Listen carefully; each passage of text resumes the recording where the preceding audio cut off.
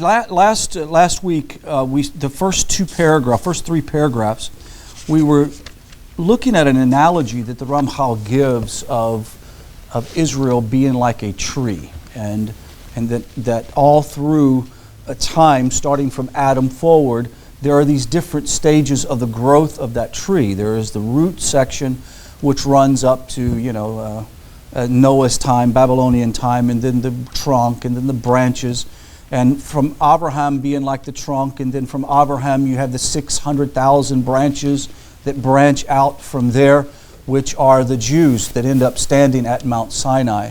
And from the 600,000 branches are other branches and huge blossoms of great growth on this tree, which is the Jewish people. Along with that, we learn that there are individuals as well as other nations and people types that are part of this forest that is described by the Ramchal. So there's the Jewish tree that's there, and then you have all the branches, and then you're going to have those within the nations that grow up. They started from the root section. They started around the Babylonian time. They grew a tree trunk, and they have the branches. These nations are the Asiatic people, they're the European people, etc., etc. But in this part of the book, it's interesting what the Ramchal shows, and it's right up our alley, what we generally talk about quite often, and that is the non-Jews' ability to connect themselves to the nation of Israel. And paragraph 4 on page 139, he says, God's great love and goodness decreed that the branches of the other nations still be given the chance. If they so desired, they still had the free choice to tear themselves loose from their own roots and through their own actions include themselves among the branches of Abraham's family. Now in the previous paragraph, he talks about how though these other people, groups, and individuals within the nations, though they are a part of a separate tree, it's a different kind of tree. It's not the Jewish tree. It's not a tree that's going to be cut down and thrown away. It's a tree, though, that has a different purpose in the world. You understand? It's a difference between having a lemon tree and, say, an oak tree. They both are very important to growth, but one's for building and the other one's for eating and having nurturing capabilities. So Israel, being its own root and its tree and its branches, it has its responsibility in the world to become an example of great life and light. While the nations, they grow up, and as individuals, we are made up of different types of trees. Now, let me just find out in this room, and I know on the internet we would have many thousands more, but we have people that are from Spanish descent, correct? Help me out here. People from European descent, right? Huh? Polish, yes. Anybody else we miss? South American, that's Spanish? Or actually Italian, right? Your family's? No, your family is from Spain. Okay, Spain. Russia, Brazil, right. So you see, these are like different trees, but as the Ramchal is now saying, it's up to the individual in God's loving kindness and mercy for an individual to rip himself out of his own culture and thinking and implant himself almost, I hate to use this word because it's used elsewhere, but almost engrafting yourself in to the root of Judaism. Now that would be an actual conversion. That would be an actual person who's becoming a convert. Had this discussion, I forgot with who in the last 24 hours. It may have been with you. But most people don't understand the secret power of conversion. Now, what do I mean by that? Most people, when you think conversion, you think, especially Christians, they go from Catholic to converting to be Christian. Now they convert to be a Baptist, to convert to be a Pentecostal. So they go through all kinds of different conversions in their life. You have a person who might be Buddhist who decides to become a Christian, so he converts to Christianity. And it's conversion to a religious system or a religious thought process. In Judaism, you are actually, it's more than just conversion. You are actually becoming a citizen of the state of Israel and the Jewish people. You're actually breaking your branch off of who you were culturally, your identity, how you think, how you talk, how you act, what you eat. Everything is changed, and when you plug into the Jewish tree, you begin to pull the sap and the source from that tree. Any branch that is grafted into the tree doesn't take on the nature of the branch. The branch takes on the nature of the tree, correct? Does it make sense? So if you plug in a tangerine into a branch into another citrus-bearing plant, then what comes out is a sort of a hybrid, but it gets its source and it ends up taking on the nature of the tree itself. It's an important concept. This is what God meant when He told Avraham Avinu in Bereshit 12:3. He says, all the families of the earth will be blessed through you.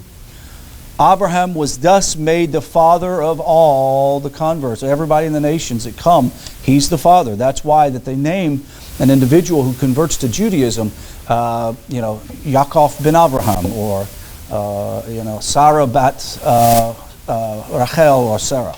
It's interesting. This is, however, would require effort on the part of individuals concerned. Without such effort, they would remain attached to their own roots and retain their own natural characteristics. Now, the question that would come, should be asked at this point, is if a person from the nations, or can a person from the nations, not necessarily graft themselves and become Jewish. They don't want to convert to Judaism. They don't want to take on the full responsibility of the nature and characteristics as a convert, but can they come close and can they enjoy the fruit of Judaism and its wisdom? Absolutely, 100%, it's true. How would I say that is brought down in the concepts of horticulture? It's interesting that certain plants do very well being planted next to another plant. For example, a flowering plant is a very good plant to accompany a fruit tree, right? Because they attract bees, they're pretty, beautiful. So there is the ability for you as an individual to draw near to the tree of life in Judaism and enjoy the great benefits of being close to it. That's why the B'nai Noach is encouraged to study Torah and study Jewish concepts and ethics so they can begin to understand and download some of the great wisdom that is there for their own life without the necessity of converting. Judaism does not require an individual, obviously we know, to convert. It is also necessary, as paragraph 5, is also necessary to realize that each individual tree is also divided, very much as the descendants of Adam were divided into root, tree, and branches. Primary branches can thus be distinguished in each individual tree, and these branches are then differentiated to yield their particular members. Since Abraham's tree consisted of 600,000 main branches, these are the individuals who left Egypt, and it was to them that the Torah was given, the land of Israel divided. Every Jew subsequently born is considered to be an element and a descendant of one of those primary branches. We have people that are for example, that are Cohens. They know they're Cohens. It's been passed down from generation to generation. That's their branch. It was the 600,000 original Jews that the Torah was given. When this occurred, the tree was said to have attained maturity. So at Mount Sinai is when the tree became its full maturity. It began to bear beautiful fruit.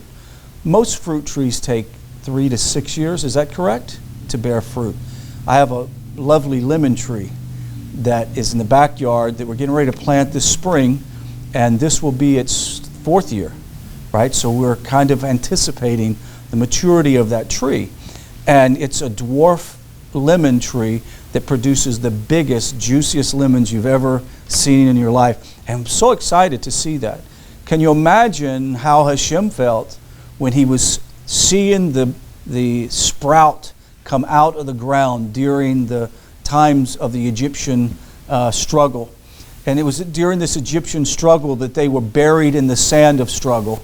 And when that little blossom popped out and began to holler and scream out and cry out for deliverance to be taken out of Egypt, how happy it was for Hashem to bring them to Mount Sinai and give them his Torah, and then for that to blossom into a beautiful mature tree. And that's why he told them that they were a holy nation and a royal priesthood. At this time, God also gave the nations a last chance. And his mercy, he had suspended their final judgment until the time that the Torah was given with the revelation of Sinai. He then offered the Torah to every nation, giving them the opportunity to accept it. And do we all understand how that was accomplished? How was all the nations informed? There's nothing written in the Torah that said that all the nations came to Sinai. So how did they see it or hear the Torah? Do y'all remember? What does the sages say? No? No volunteers? Whenever God at Sinai spoke, or when he spoke, he didn't have a vocal cords, but what was transmitted was the very image of the Torah in vibrating tones. They said they saw the Torah written in the air, in the firmament. It was written in the sand. And we all know that sound waves can make patterns in the sand. You're familiar with this. And it's interesting because they've done some research in which they've taken Hebrew letters and they have spoken them, and the spoken Hebrew letters make the same formation in sand. I don't know if you know that. Just go take a look. You can see it on YouTube. Very easy video to pull up. Do what? Rabbi Cohen has it in his book. Rabbi Cohen, yes. Rabbi Zamir Cohen. Rabbi Zamir Cohen of the Coming Revolution actually has in the book and has pictures of the Hebrew letters that are formed. I think we have the book over here. Excellent. Thank you. Thanks. This is a fantastic book. How many's ever read this? This is one of the first books that I ever got. When I saw this, it helped me to remember and know that for sure the Torah is divine. Why? Because it's scientifically, it's proven scientifically. With that being said, every human being that lived on the planet saw the Torah with their own eyes. It scared everybody to death, but it was the Jewish people that said, we'll do it, but just have Moshe tell us. Because we're scared the voice will destroy us. I mean, it's so powerful. The rest of the nations went, whoop, don't want to have anything to do with this. If this God is that powerful, then that Torah that he's speaking will destroy us. If any nation would have accepted the Torah, it would have elevated itself from its lower state. As was, none of them desired the Torah. The judgment was therefore sealed completely. The gates was permanently closed and never again to be opened. Now what does it mean? It doesn't mean that individuals can't obviously elevate themselves from the nation, because that's what the Ramchal said at the beginning. Each individual can prune its branch off the tree and attach yourself to Judaism. And there are people within the nations, when it says that they were doomed, it doesn't mean that they're all going to hell, okay? That's not a concept that's taught and understood here. What it means is they're doomed to stay at that lower state. They can only reach a certain level of spiritual connection and understanding because they will be stuck at that state. And doesn't mean that they won't have a place in the world to come, because it's obvious that Hashem says that all souls belong to me. He didn't say just Jewish souls, all souls belong to me. And if that's the case, that means that every soul that lives righteously before God and treats their neighbor properly and treats everyone with justice, and they don't rob and steal and murder, they will have a place in the world to come. But they are at the lower level. Now what happens to the non-Jew who comes close to Torah and takes and receives the great wisdom of Torah, takes on the Shavah mitzvot, the 7 mitzvahs that were given to Noah, and believes that there is only one God, and that God has a people that he gave them the Torah? That person who lives that life at the most high level of discipline and musar, ethics, and Torah wisdom is considered like a Hakohen Gadol. They're considered a Zaddik in the nations. It's amazing. Why? Because they've taken themselves from that lower level up to a super high level that God didn't even expect them to do. He expected them. This is how you are. I created you this way. This is what you are to be. They will be judged on the way and what they were created to do. It still remained possible, however, for an individual to convert to Judaism. In this manner, he could still include himself in Abraham's tree by his own free will. When you hear someone that's converted, they'll say, I'm a Jew by what? By choice. I'm a Jew by choice. The decree, however, is not that the other nations should be destroyed. It is only meant that they would have to remain at this lower level. As I said before, the lower state would never have been meant for man if Adam had not sinned. It only came to being in the first place as a result of Adam's sin. The nations still have the human aspect, blemished through though it may be, and God's desire is that they should at least have a counterpart of what is actually appropriate for all mankind. Therefore, why the Jewish people were chosen. They were not chosen because they were that special. They were chosen because God made a covenant with Abraham. Someone asked me the other day, what was the covenant then that Moshe was talking about in this Torah portion? What's this covenant? What about the Sinai covenant? And I said, we've got to remember the covenant that Abraham made with Hashem was about the land. Do you realize that? It was about the land. And the covenant was made, Hashem made it with himself. Even though he included Abraham, he made it with himself. Therefore, no one can break that covenant. No one. Now, Israel could have easily, in which they did, sin, and because of the covenant with the land, when they sinned, they were booted out. And when they returned back to the land, it was because that they had brought God back in the center of their life. Therefore, that is why we have a nation of Israel today. And someone would argue that Judaism lacks a lot of spirituality, not Judaism, but the Israelis. They have gay pride just like they have here. They have, you just go down through the whole list. But obviously have merited something because God had that place shut up for several hundred years and no Jews were allowed to live in it with a state and a nation as a Jewish state. Now, he therefore granted them divine souls. Who? That is the people of the nation, somewhat like that of a Jew, even though it was on a much lower level. They were likewise given commandments through which they could attain both material and spiritual advantages appropriate to their nature. These are the 7 universal commandments given to the children of Noah. God doesn't expect the same thing of the people of the nations with lower level of responsibility than what he would a Jew. To be honest with you, I will speak to Jewish people, those who are possibly off the derrick. I'm very concerned for you because Hashem is not going to cut you any slack. He's not going to cut you any slack if you're not doing what you're supposed to do. And my encouragement is to get back on the derrick, get back on the path, follow righteousness, fall in love with Hashem, talk to Hashem, begin to develop halakha in your life, and change your ways. Because I'm very concerned. Because if you're acting like a Gentile, you're going to be still judged like a Jew. And that's very important. Now that I've laid that heavy load, I think it's important.